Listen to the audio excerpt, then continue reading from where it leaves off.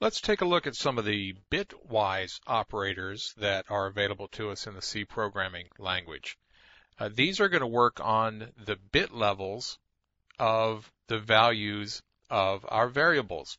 So since we are working at the bit level, we cannot deal with floating points because floats are stored in a totally different format, in IEEE floating point format. They're not considered bitwise when they're in the variable, so no floats. Integrals only, or integers, characters, ints, shorts, longs, no floats or doubles from this point out. We have AND, OR, XOR, left shift, right shift, and one's complement. Do not worry if you don't get these. If you don't understand these, or you don't have to understand them right now, you may not ever even use them in your C programming career. These are mostly used by people that are programming in C in an embedded format, is what they call it. They're writing programs that are going to be inside appliances or cars, or most likely some piece of machinery that they need to be able to check on the values of registers to see if a motor is turning or running, or if there's a certain temperature being set. And they will set and look at these bits and change the bits and move binary values around inside these variables. So that's why these things are in the language, but they're at this point in K&R, and I just want to show them to you, give you an idea of what they are, how they're used. We won't even go into why they're used, like exclusive ORs and things like that. You can get into some pretty intense logic discussions there, and that's not what we're here for. So let's take a quick look through the bitwise operators. Here's a single ampersand, which is an AND. Remember that we had a logical operator of AND that was two ampersands together. This is just one. This is a bitwise AND. And what this will do is mask bits. It will take bits out of consideration. So there, let's say we have X has a value of 193. This is 193 in binary. So this means that these bits are set 128 and 64, and a 1 down here gives us a value 193 in binary. We're going to have a new variable called Y is going to be set to X ANDed with a hexadecimal value F0, Fox0. This is the value F0, a 1 in all of these high order nibble positions and 0 in the low order nibble down here. So this is F0, and we don't care what the decimal value is, the numeric value. We care what the hexadecimal value is with all these bits turned on, because that's our mask. So if we mask this together, if we AND this together, the only bits that will come through are the ones that are in this byte, because in this part of the byte, we say if this bit and this bit are both set in the mask, then the bit down here should be set in the result. These bits are not set in the original value, but they are in the mask, but it still doesn't work out to be an AND, so we get zeros down here. And down here, we're not masking these. We don't want to see those down there, so this one does not come through. So we only get whatever bits were set in the high order nibble of our byte of 193. So here we have ANDed with F0, and our result will be 192, which is 128 and 64. That's these two high order bits right here. So that's a bitwise AND.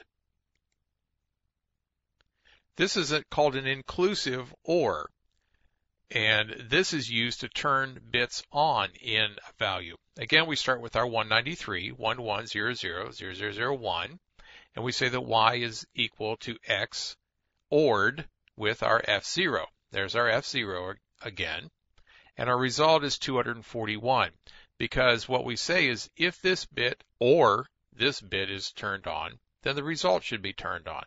If this bit or this bit, then it should be on. This one or this one, it'll be on. This one or this one turns on. This bit or this bit are not turned on, so we get a 0. This one or this one, nope. Nope. This one or this one? Yes. That one's on, so that brings that bit down, and our new value is 241. So that allows us, when we OR things, to make sure that bits are turned on. And if bits are already on, that's okay. They'll still pass through. But the OR will make sure that we get these two turned on as it comes through.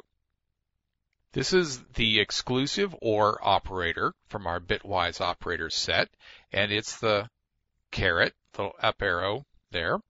And exclusive OR means one or the other, but not both. So here if we have our 193, that's the binary value for that. Y is equal to X, exclusive ORed, or XORed they call it, with F0, that's our pattern. All ones there, zeros there. Y will be equal to 62, because we will look at these bits, character by character, bit by bit, and an exclusive OR checks this bit and this bit. Is this bit set or this bit set, but not both? Well, here we have both set, so that means it does not make it through. It's false. Here they're both set, and that does not come through. Here, that one's not set, but that one is. So that does match one or the other, but not both. So we will get a true value out of that. Same thing here. This comes through. Now here is one or the other set. No, they're not. So that's false, false, false. And this one, yes, that one is set. That one is not. That matches our exclusive OR and does make it through. So our new value after being exclusive ORed with F0 is 62. That's the exclusive OR operator. Here's our Bitwise Operators left shift. And what this does is cause our value to be shifted to the left as far as the bits go in the binary format, shifted a number of bits to the left. So here we have our X is 193. There's our value.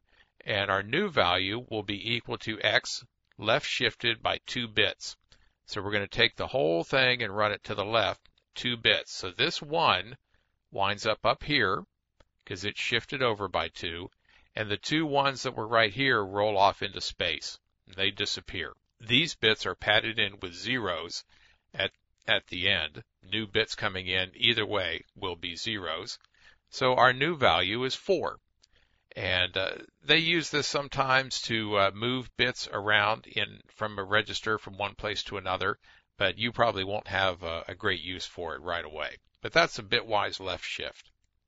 We also have a bitwise right shift. And the right shift, again, we start with our 193 right here. And now Y is equal to X right shifted by 2. And this causes these 2 ones to shift down to here because they're right shifting by 2. And then our 1 that's here falls off into space and goes away. So we're left with zeros there. The new bits that came in are also 0. So we get a new value of 48. And that's a bitwise right shift. The tilde, or this little squiggly here, it's a tilde, is called the ones complement. And ones complement will flip all the bits. Whatever the value they are when you start out, they'll be reversed when you're finished up. And this is called a unary operator because it only has one operand.